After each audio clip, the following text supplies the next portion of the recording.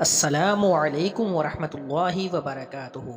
Islamic voice HP میں خوش آمدید۔ اعوذ باللہ من الشیطان الرجیم، بسم اللہ الرحمن الرحیم۔ فرعون کو شیطان کی نصیحت۔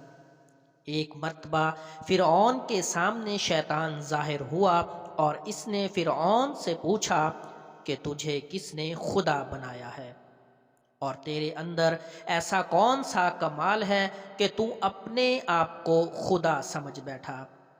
تو فرعون نے کہا کہ میرے پاس بہت بڑی طاقت ہے، میرے پاس بہت سا سونا، چاندی، ہیرے اور جواہرات ہیں، اور میں بہت بڑے ملک کا مالک ہوں۔ شیطان نے پوچھا، اور کیا ہے تیرے پاس؟ فرعون نے کہا کہ میرے پاس اندرونی ایسی طاقت ہے جو تیرے پاس نہیں ہے۔ شیطان نے کہا دکھاؤ۔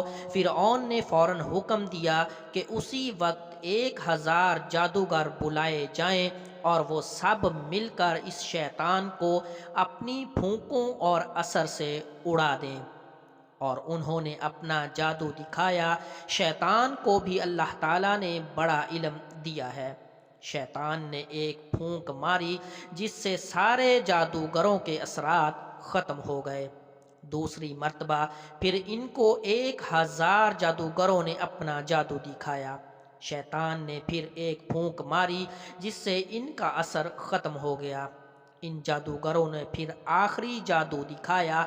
شیطان نے پھر ایک پھونک ماری اور ہنس کر کہنے لگا کہ اگر ایسے 1000 جادو بھی دکھاؤ گے تو میرا کچھ بگڑنے والا نہیں ہے، سب ہوا میں تحلیل ہو جائے گا۔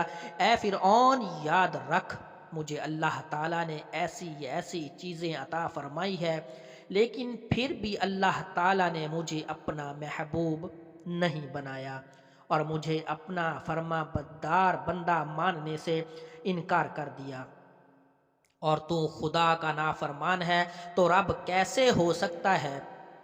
علماء کرام اس واقعہ کے بعد لکھتے ہیں کہ انسان اگر خدا کی نافرمانی شہوت کی وجہ سے کر لے تو اس کا گناہ اللہ تعالیٰ معاف فرما دیتے ہیں۔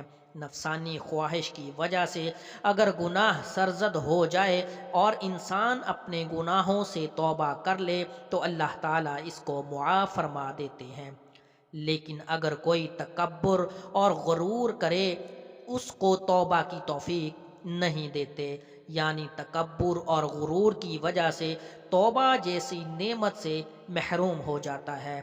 اللہ ہم سب کی حفاظت فرمائے، آمین ثم آمین۔